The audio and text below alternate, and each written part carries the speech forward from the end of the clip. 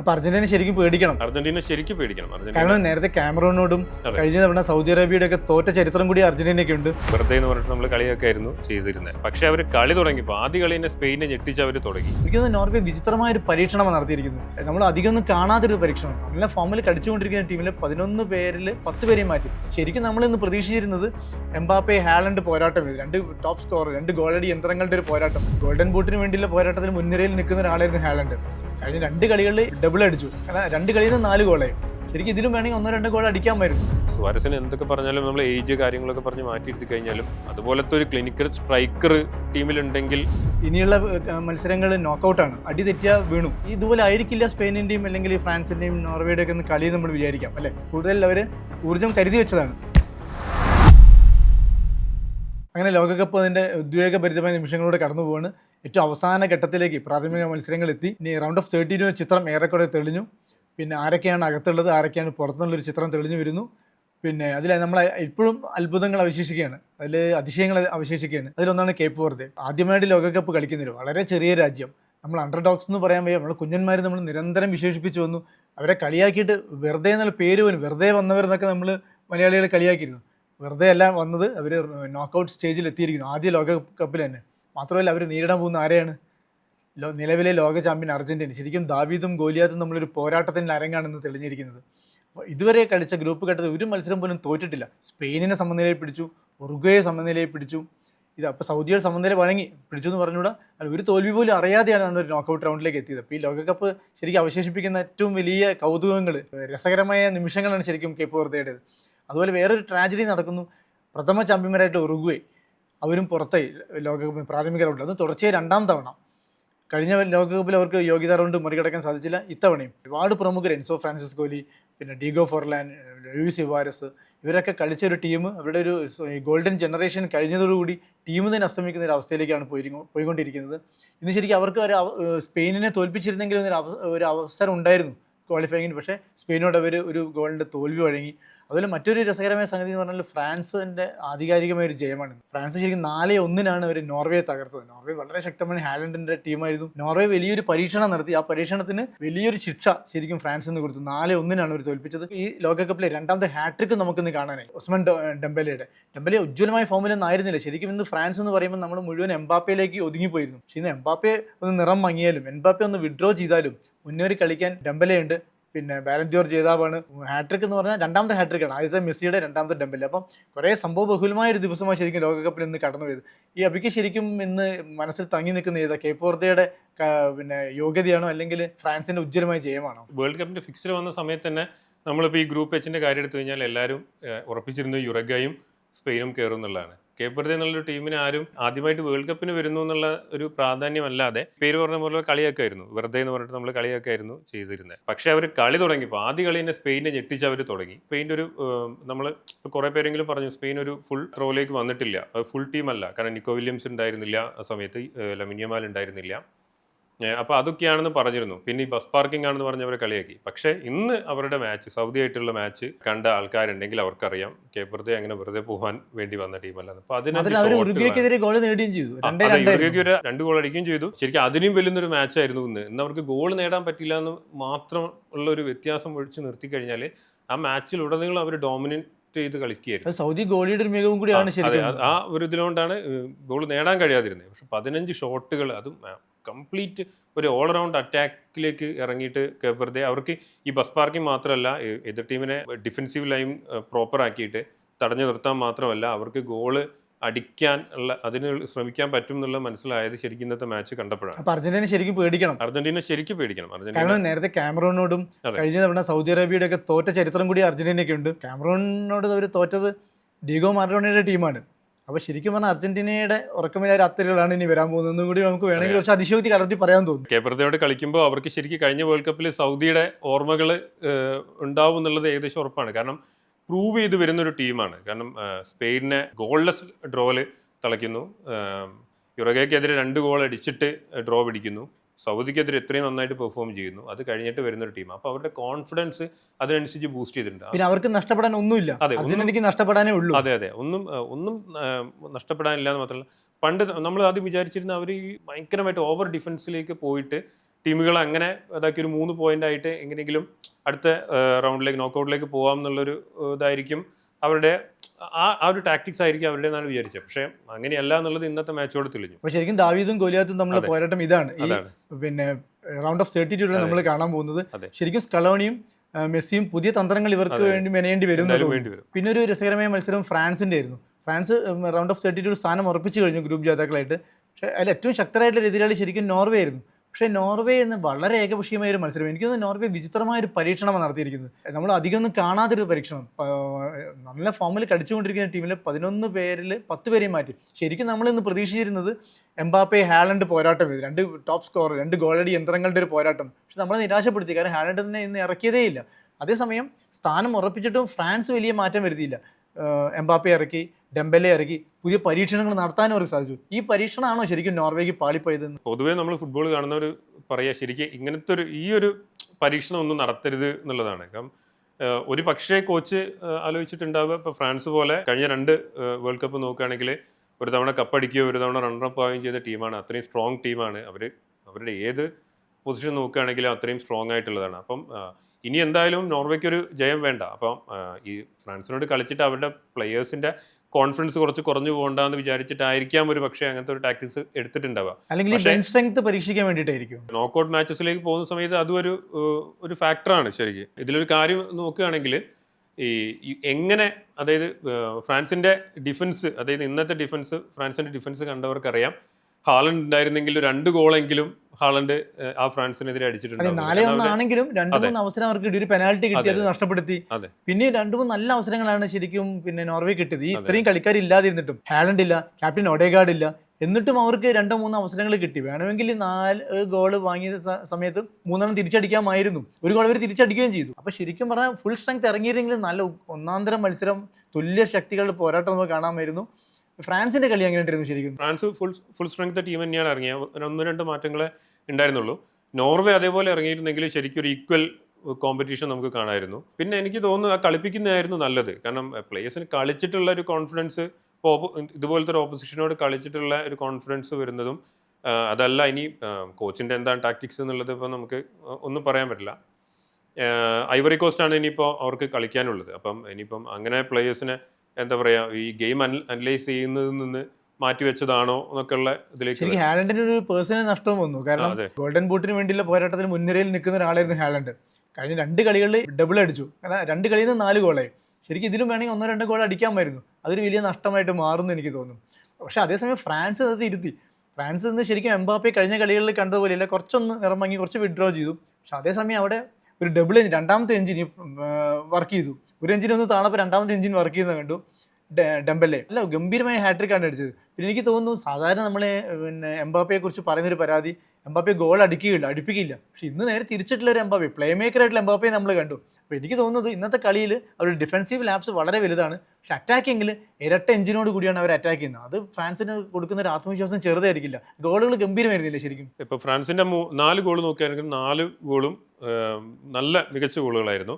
അതിൽ ശരിക്കും നമ്മൾ ഈ എന്താ പറയുക ഈ ഫുട്ബോളായിട്ടുള്ള ഡിസ്കഷൻ നമ്മളായിട്ട് ബന്ധപ്പെട്ട ഭാഗങ്ങളിലൊക്കെ വരുന്ന സമയത്ത് ഞാൻ പറയാറുണ്ട്, ഫ്രാൻസിൻ്റെ മാച്ച് വരുന്ന സമയത്ത് ഡെംബലേനെ റൈറ്റ് വിങ്ങിൽ കളിക്കുന്ന ഡെംബലേനെ നമ്മൾ ഏറ്റവും സ്ട്രോങ് ആയിട്ടുള്ള ഡെംബലെ എന്ന് പറയുന്നത് റൈറ്റ് വിങ്ങിൽ കളിക്കുന്ന ഡെംബലെയാണ്. ഫസ്റ്റ് മാച്ചിലൊക്കെ ഫ്രാൻസ് ദശാംശം എന്ത് ചെയ്തു എന്ന് വെച്ച് കഴിഞ്ഞാൽ അറ്റാക്കിംഗ് മിഡിൻ്റെ ലെവലിൽ, അതായത് എംബാപ്പയുടെ പിറകിലായിട്ടാണ് ഡെംബലെ കളിപ്പിച്ചിരുന്നത്. മൈക്കൽ ഒലീസെ ആയിരുന്നു റൈറ്റ് വിങ്ങിൽ കളിച്ചിരുന്നത്.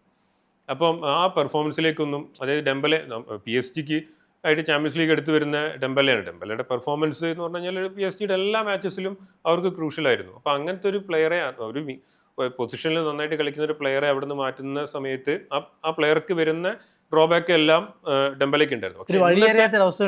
അതെ, ഡെംബലേക്ക് ഉണ്ടായിരുന്നു. പക്ഷേ പിന്നീട് പൊസിഷൻ മാറ്റി കറക്റ്റ് റൈറ്റ് വിങ്ങിൽ തന്നെ കളിച്ച സമയത്ത് ഡെംബലെ ആ ഫുൾ ത്രോയിലേക്ക് ഇന്ന് ശരിക്കും സംഭവിച്ചത് എന്താണെന്ന് വെച്ച് കഴിഞ്ഞാൽ ഫ്രാൻസ് ഇവരുടെ നോർവേയുടെ സെൻട്രൽ ഹാഫ് ഡോമിനേറ്റ് ചെയ്യാൻ വേണ്ടിയിട്ട് ഫ്രാൻസ് തീരുമാനിച്ചിരുന്നു തോന്നുന്നു. കാരണം ചോമേനിയൊക്കെ ആ ലെവലിലാണ് കളിച്ചിരുന്നത്. ഇന്ന് ഇറങ്ങി കളിക്കുന്ന ഒരു എംബാപ്പേനെ നമ്മൾ കണ്ടു. എംബാപ്പെ അങ്ങനെ ഇറങ്ങി കളിച്ച സമയത്ത് കിട്ടിയിട്ടുള്ള സ്പേസിലാണ് ശരിക്കും ഡെംബലേക്ക് ഇന്ന് ഷൈൻ ചെയ്യാൻ പറ്റിയതെന്ന് വേണമെങ്കിൽ പറയാം. കാരണം ഡെംബലയുടെ ആദ്യത്തെ 2 ഗോൾ വരുന്നതും എംബാപ്പയുടെ അസിസ്റ്റിലാണ്. അത് 3ഉം ഒരേപോലത്തെ ഗോളുകളാണ്. ഒരു കളിക്കാരെ മാത്രം നമ്മൾ മാർക്ക് ചെയ്യുന്ന സമയത്ത് ടീമുകൾക്ക് സംഭവിക്കുന്ന ഒരു പ്രശ്നമാണ്. എംബാപ്പെ കളിക്കുമെന്ന് വിചാരിച്ച സ്ഥലത്ത് മറ്റൊരാൾ കളിക്കുന്ന ഒരുപക്ഷെ നോർവേയും വിചാരിച്ചിട്ടുണ്ടാവില്ല. എനിക്ക് തോന്നുന്നു 90-ൽ ഈ അർജന്റീന ടീമിലൊക്കെ ഉണ്ടായിരുന്നു. മാറഡോണയെ മാത്രം കേന്ദ്രീകരിച്ചിട്ട് അവർ മാറഡോണയെ നന്നായിട്ടൊക്കെ മാർക്ക് ചെയ്തപ്പോഴേക്കും കനീജിയ എന്നുള്ളൊരു താരോദയം വന്നു. ഗോൾ അടിച്ചു കൂട്ടിയായിരുന്നു ശരിക്കും കനീജിയ. വളരെ മോശം ഫോമിൽ കളിച്ച അർജന്റീന ഫൈനൽ വരെ എത്തിയാൽ അന്ന് കനീജിയായിരുന്നു കാരണക്കാരൻ. ശരിക്കും ഇന്നും അങ്ങനെ എംബാപ്പയിലേക്ക് ഫുൾ കോൺസെൻട്രേഷൻ പോയപ്പം എംബാപ്പെ ചിത്രത്തിലില്ലാതെ മുഴുവനും കളി കൊണ്ടുപോയിരിക്കുന്നത് ഡെമ്പലെയാണ്. മാത്രം എംബാപ്പയുടെ ഒരു കോമ്പിനേഷൻ വളരെ നന്ദി. 2 ഗോളും എംബാപ്പയുടെ പാസ്സായിരുന്നില്ലേ? എംബാപ്പയിൽ ഫോക്കസ് ചെയ്തു. എംബാപ്പയിൽ എല്ലാ ഇതും എംബാപ്പയിൽ ഫോക്കസ് ചെയ്ത സമയത്ത് അവരുടെ കംപ്ലീറ്റ്, അതായത് നോർവേ തെറ്റില്ലാതെ കളിച്ചിരുന്നു. അവർ ഈ 10 പ്ലേയേഴ്സിനെ മാറ്റി എന്ന് പറഞ്ഞാലും ഹാളണ്ട് ഓഡേഗാർഡ് അടക്കം ഇല്ല എന്ന് പറഞ്ഞാലും അവരുടെ ഗെയിം പ്ലേ അടിപൊളിയായിരുന്നു. ഗ്രൗണ്ടിൽ അവർക്ക് മികച്ച മുന്നേറ്റങ്ങളുണ്ടായിരുന്നു. അറ്റാക്കൊക്കെ പ്രോപ്പർ അറ്റാക്കുകളായിരുന്നു. ഈ ഫിനിഷിങ്ങിലെ ഈ പ്രശ്നമാണ് അവർക്ക് പലപ്പോഴും ഒരു ഇത് വന്നത്. അപ്പോൾ എന്താണെന്ന് വെച്ചാൽ ഈ സെൻറ്ററിലേക്ക് ഇവരുടെ ഫോക്കസ് ഷിഫ്റ്റ് ചെയ്തതാണ് ശരിക്കും. ഫ്രാൻസ് അങ്ങനത്തെ ഒരു എന്താ പറയുക, ഒരു തന്ത്രം നടപ്പിലാക്കിയതാണ്. കാരണം അതായത് ടീമിൻ്റെ ഒരു ഡിഫെൻസീവ് ഫോക്കസ് കംപ്ലീറ്റ് സെൻട്രൽ മിഡിലേക്ക് വരികയും വിങ് രണ്ടും വീക്കാവുകയും ചെയ്യുന്ന ആ വിങ്ങിൽ 2 പേര്, ഇപ്പോൾ ഇപ്പുറത്ത് ഡുയെ നോക്കുകയാണെങ്കിലും ഡുയേയും നല്ല കൃത്യമായിട്ട് ബോൾ എത്തിക്കുന്നുണ്ടായിരുന്നു. ഡെമ്പലെയും കൃത്യമായിട്ട് അവസാനത്തെ ഗോൾ ഡെസിറേ ഡുവേ, അതും നല്ല ഗോളായിരുന്നു. ഇപ്പം ഡെമ്പലേക്ക് ആ കിട്ടിയ സ്പേസിൽ ഡെമ്പലെ അത് മാക്സിമം യൂസ് ചെയ്തിട്ടാണ് കളിച്ചത്. അതായത് ആ അടിച്ച 3 ഗോളുകളും നമ്മൾ എന്താ പറയുക ഒരേപോലത്തെ ഗോളുകളാണ്. ഈ ഡിസ്റ്റൻസിൽ വ്യത്യാസം ഉണ്ട് എന്നല്ലാതെ ഒക്കെ ഫാർ പോസ്റ്റിലേക്കാണ്. ശരിക്കും നോർവേ ഗോൾ കീപ്പറുടെ ഒരു മത്സര പരിചയക്കുറവ് കൂടി അതിന് അതെ. കാരണം ഡെമ്പലയുടെ മാച്ചുകൾ നിങ്ങൾ അനലൈസ് ചെയ്ത് കഴിഞ്ഞാൽ നിങ്ങൾക്കറിയാം. നമ്മളിപ്പോൾ ഈ ബ്രസീലിൻ്റെ മാച്ച് എടുക്കുമ്പോൾ വിനീഷ്യസ് കളിക്കുന്ന പോലെ തന്നെ വിനീഷ്യസ് റയലിൽ കളിക്കുമ്പോഴും ബ്രസീലിൽ കളിക്കുമ്പോഴും വിനീഷ്യസിൻ്റെ ആ ലെഫ്റ്റ് വിങ്ങിൽ വിനീഷ്യസ് കൊണ്ടുവന്ന് അടിക്കുന്ന ഗോള് പോലെ തന്നെയാണ് ഇപ്പോൾ ഡെമ്പലെ ഇപ്പുറത്തെ റൈറ്റ് വിങ്ങിൽ കൊണ്ടുവന്ന് അടിക്കുന്നത്. 3 കളികളും ജയിച്ചിട്ടാണ് ഫ്രാൻസ് റൗണ്ട് ഓഫ് 32 എത്തിയിരിക്കുന്നത്. അതിൽ വേറെ പ്രത്യേകതയുണ്ട്. 98-ന് ശേഷം ആദ്യമായിട്ടാണ് അവർ ഗ്രൂപ്പ് ഘട്ടത്തിൽ എല്ലാ മത്സരങ്ങളും ജയിക്കുന്നത്. അതിന് വേറെ പ്രത്യേകത 98-ലെ എല്ലാ മത്സരങ്ങളും ജയിച്ച് മുന്നേറിയവർ അവസാനം മടങ്ങിയിരിക്കുന്നത് എങ്ങനെയാണ്? കപ്പ് പോയിട്ടാണ്. അപ്പോൾ ഇത്തവണയും ശരിക്കും ഫ്രാൻസിന് പ്രതീക്ഷ നൽകുന്നുണ്ട്. പക്ഷേ ഫ്രാൻസിൻ്റെ വിജയം കേപ്പ് വെർദെയുടെ മുന്നേറ്റമൊക്കെ നമ്മൾ പറയുമ്പോഴും സങ്കടകരമായ ഒരു കാര്യം ഉറുഗ്വേയുടെ മടക്കമാണ്. ഒരു കണ്ണീർ മടക്കമാണ്. കാരണം പ്രഥമ ചാമ്പ്യന്മാരാണ്, ഒരുപാട് 2 തവണ കപ്പ് നേടിയവരാണ്, ഒരുപാട് ഇതിഹാസങ്ങൾ നമുക്ക് സമ്മാനിച്ചവരാണ്. അവർ തുടർച്ചയായി 2ാമത്തെ ലോകകപ്പിലും കപ്പ് കിട്ടാണ്ട് മടക്കുക. ശരിക്കും ഉറുഗ്വേ ഒരു പ്രൊമോഷൻ അർഹിച്ചിരുന്നില്ലേ? എന്താ അവർക്ക് സംഭവിച്ചത്? ഉറുഗ്വേയുടെ കാര്യം നോക്കുകയാണെങ്കിൽ ഇപ്പം നമ്മൾ ഉറുഗ്വേ എന്നൊക്കെ പറഞ്ഞാൽ നമുക്ക് ഈ ഫോർലാൻഡേയും സുവാരസിൻ്റെ ഒക്കെ കാര്യം നമുക്ക് ഓർമ്മ വരും. ആ സമയത്ത് ഇപ്പോൾ 2010 വേൾഡ് കപ്പിലും 14 വേൾഡ് കപ്പിലൊക്കെ അവർ പെർഫോമൻസും കാര്യങ്ങളൊക്കെ ഉണ്ടാവും. പക്ഷേ ഈ 26-ലേക്ക് വന്ന സമയത്ത് അവർ പൊതുവെ ടീം തന്നെ പൊതുവെ വീക്കായിട്ടുള്ള ഒരു ഇതാണ് തോന്നിയിട്ടുള്ളത്. ഇപ്പോൾ കഴിഞ്ഞ ദിവസങ്ങളിലൊക്കെ ആയിട്ട് അവർ കോച്ചായിട്ട് കുറച്ച് ഇഷ്യൂസ് കാര്യങ്ങളൊക്കെ ഭയങ്കര ഇഷ്യൂസ് കാര്യങ്ങളുണ്ടെന്നുള്ള അതിൻ്റെ ഒരു ഇതുപോലെ ഇന്ന് ക്യാപ്റ്റൻ വാൽവർദേനെ കോച്ച് പിൻവലിക്കുകയും ചെയ്തു മാച്ചിൻ്റെ ഇടയിൽ. അവരുടെ ഇപ്പം ഉള്ള യുറഗ്വേ ടീമിലെ ഏറ്റവും എന്താ പറയുക ഏറ്റവും ഒരു സ്റ്റാർ പ്ലെയർ എന്ന് പറയുന്ന ഒരാൾ വാൽവർദെയാണ്. അയാൾ സെൻട്രൽ മിഡ്ഫീൽഡ് അയാൾ മരിച്ച് കളിക്കുന്നതാണ്. അയാൾക്ക് ഒരേപോലെ അറ്റാക്കിങ്ങും കളിക്കാൻ പറ്റുന്ന പ്ലെയറാണ്. അപ്പോൾ അങ്ങനത്തെ ഒരു പ്ലെയറെ അത് കോച്ചിന്റെ ഡിസിഷനാണ്. അങ്ങനത്തെ ഒരു പ്ലെയറെ നമ്മൾ പിൻവലിക്കുകയും കൂടെ ചെയ്യുന്നത്. ഡ്രസ്സിംഗ് റൂമിൽ പുകഞ്ഞതാണോ ശരിക്കും ഗ്രൗണ്ടിലും പ്രകടമായിട്ടുണ്ടാവും? അങ്ങനെ ഒരു പരിധി വേണമെങ്കിൽ അങ്ങനെ പറയാം. കാരണം പ്ലേയേഴ്സ് ആകെ ഫ്രസ്ട്രേറ്റഡ് ആയിരുന്നു. സ്പെയിനെതിരായ ഫൗളുകളും ഇപ്പം ഒരു റെഡ് വന്നതൊക്കെ കണ്ടാൽ നമുക്കറിയാം. അതായത് ഒരു പരിധി കഴിഞ്ഞപ്പോൾ പ്ലേയേഴ്സ് ആകെ ഫ്രസ്ട്രേറ്റഡ് ആയിട്ട് അവർ കംപ്ലീറ്റ് ഒരു ഫിസിക്കൽ ഗെയിമിലേക്കായിരുന്നു പോയത്. തുടക്കത്തിൽ ഈ സ്പെയിൻ യുറുഗ്വേ മാച്ച് നമ്മൾ സ്റ്റാർട്ടിങ് കണ്ടപ്പോൾ തോന്നിയത് അവർ ഹൈ പ്രസ്സിങ്ങിലേക്ക് പോയിരുന്നു എന്നാണ്. പക്ഷേ അത് ഹൈ പ്രസ് അല്ല, അവർ കുറച്ച് ഫിസിക്കലായി മൂവ് ചെയ്യുകയാണെന്നുള്ളത് നമുക്ക് കുറച്ച് കഴിഞ്ഞപ്പോഴാണ് മനസ്സിലായത്. അവസരങ്ങൾ കുറെ കിട്ടിയിരുന്നു, ചാൻസ് കിട്ടിയിരുന്നു. ആ ചാൻസ് മുതലാക്കാൻ പറ്റില്ല. അപ്പോൾ ഉനായ് സിമോണിന്റെ 2 മിസ്റ്റേക്ക് വന്നിരുന്നു. ആ 2 മിസ്റ്റേക്കും യൂട്ടിലൈസ് ചെയ്യാൻ വേണ്ടിയിട്ട് അവർക്ക് പറ്റിയില്ല. സുവാരസിന് എന്തൊക്കെ പറഞ്ഞാലും നമ്മൾ ഏജ് കാര്യങ്ങളൊക്കെ പറഞ്ഞ് മാറ്റിയിരുത്തി കഴിഞ്ഞാലും അതുപോലത്തെ ഒരു ക്ലിനിക്കൽ സ്ട്രൈക്കർ ടീമിലുണ്ടെങ്കിൽ ഉണ്ടാവുന്ന ഒരു അഡ്വാൻറ്റേജ് ഉണ്ടായിരുന്നു. അതെ. പക്ഷെ സ്പെയിനും ജയിച്ചെങ്കിലും ആശങ്ക ഉണ്ടാക്കുന്നുണ്ട് കുറേ. അവർക്ക് ഡിഫൻസിലാണെങ്കിലും ഗോൾ കീപ്പിങ്ങിലാണെങ്കിലും ഒക്കെ അവർക്ക് വലിയ വീഴ്ചകൾ ശരിക്കും സംഭവിക്കുന്നുണ്ട്. അപ്പോൾ അവർ കുറച്ചുകൂടി ഈ വിടവുകളൊക്കെ നികത്തിയിട്ട് വേണം മുന്നോട്ട് പോകാൻ. സ്പെയിനിൻ്റെ എതിരാളി ആരായിരിക്കും ഇനി റൗണ്ട് ഓഫ് 32-ൽ?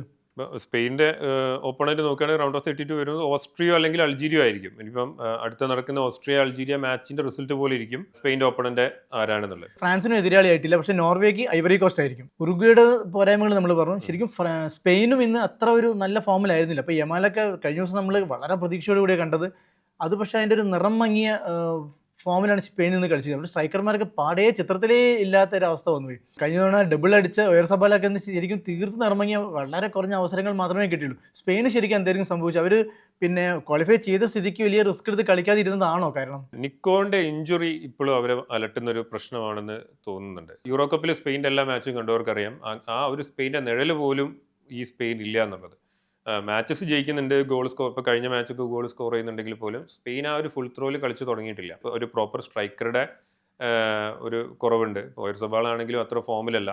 പകരമുള്ള ഫെറാൻ ടോറസ് ആണെങ്കിലും കിട്ടുന്ന ചാൻസ്, ബാഴ്സലോണയിൽ കളിക്കുന്ന ഫെറാൻ ടോറസ് പോലെ തന്നെയാണ് സ്പെയിനിൽ കളിക്കുന്ന ഫെറാൻ ടോറസ്. ഇന്നൊരു ഓപ്പൺ അവസരമാണ് അവസാനം ഓപ്പൺ ചാൻസ് നഷ്ടപ്പെടുത്തിയിരിക്കുന്നത്. കിട്ടിയിട്ട് ഗോളി മാത്രം മുന്നിൽ നിൽക്കുന്ന ഒരു ചാൻസ്, ഈവൻ ഒരു ടച്ചും കൂടെ എടുത്തിട്ട് ഗോളാക്കാനുള്ള ഒരു ചാൻസ് കൂടി ഉണ്ടായിരുന്നു. സമയമൊക്കെ ഉണ്ടായിരുന്നു, സമയം സ്പേസും സ്പേസും ഉണ്ടായിരുന്നു, പക്ഷെ അത് യൂട്ടിലൈസ് ചെയ്യാൻ സാധിച്ചില്ല. പിന്നെ രണ്ട് വിങ് ആയിരുന്നു അവരുടെ എപ്പോഴും. ലൂയിസ് ഡെലാഫിയോന്റെ കാര്യം പറയുകയാണെങ്കിൽ രണ്ട് വിങ് കോൺസെൻട്രേറ്റ് ചെയ്തിട്ടാണ് സ്പെയിനെ പുള്ളി ഒരുക്കുന്നത്. ലെഫ്റ്റ് സൈഡ് നോക്കുകയാണെങ്കിൽ നിക്കോ വില്യംസും, റൈറ്റ് സൈഡ് ലമിൻ യമാലും. ഇപ്പം രണ്ടുപേരും ഇപ്പം റൈറ്റ് സൈഡ് ഇന്ന് ലമിൻ യമാലിന് പറ്റിയെന്ന് വെച്ച് കഴിഞ്ഞാൽ സനാബ്രിയ ടൈറ്റ് മാർക്കിംഗ് ആയിരുന്നു. അതായത് അവർ ഇപ്പോൾ സ്പെയിൻ്റെ മാച്ച് നമ്മൾ മുൻപ് സ്പെയിൻ്റെ മാച്ച് കണ്ടവർക്കറിയാം, ഓപ്പണന്റ് ഫിസിക്കലായിട്ട് നേരിടാൻ തുടങ്ങി കഴിഞ്ഞാൽ സ്പെയിൻ്റെ പിന്നെ കാരണം ഫിസിക്കലി അത് ടാക്കിൾ ചെയ്യാൻ പറ്റുന്ന പ്ലേയേഴ്സ് സ്പെയിന് അധികകാലം ഉണ്ടായിട്ടില്ല. അപ്പം കാർലോസ് പുയോളും സെർജിയോ റാമോസും പോലുള്ള പ്ലേയേഴ്സ് അല്ലാതെ ഇപ്പം നമ്മൾ നോക്കുകയാണെങ്കിൽ ഇപ്പം ഡാനി ഓൾമോനെ പോലെ ഒക്കെയുള്ള പ്ലേയേഴ്സാണ്. ഒന്ന് പിന്നെയും എടുത്തു പറയാവുന്ന ലൊറൻറ്റോ ഒക്കെ ഉള്ളത്.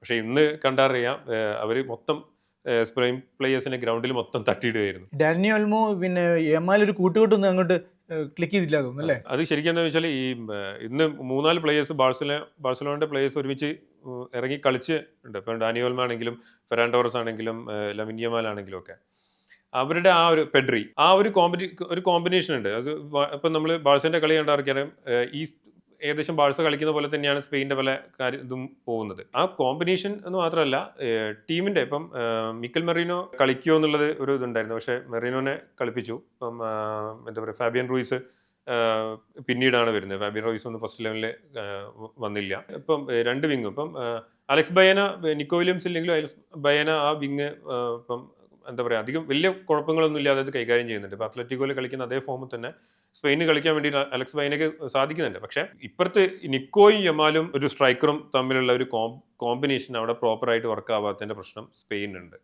അതാണ് ശരിക്കും അവരെ ഗോൾ സ്കോർ ചെയ്യുന്നതിലും. ഇപ്പം കഴിഞ്ഞ മാച്ച് നോക്കുകയാണെങ്കിൽ ആ ടാപ്പിൻ പലതും ഒയർസബാൽ ഇതായിട്ടുള്ളൂ. ഒരു സ്ട്രൈക്കറുടെ ഒരു പ്രോപ്പർ ഒരു അറ്റാക്കിംഗ് ഇതിലേക്കും എന്താ പറയുക ഡ്രിബ്ലിങ്സ് ഇതിലേക്കൊന്നും ഒയർസബാലിന് പോകാൻ ഇതുവരെ പറ്റിയിട്ടില്ല.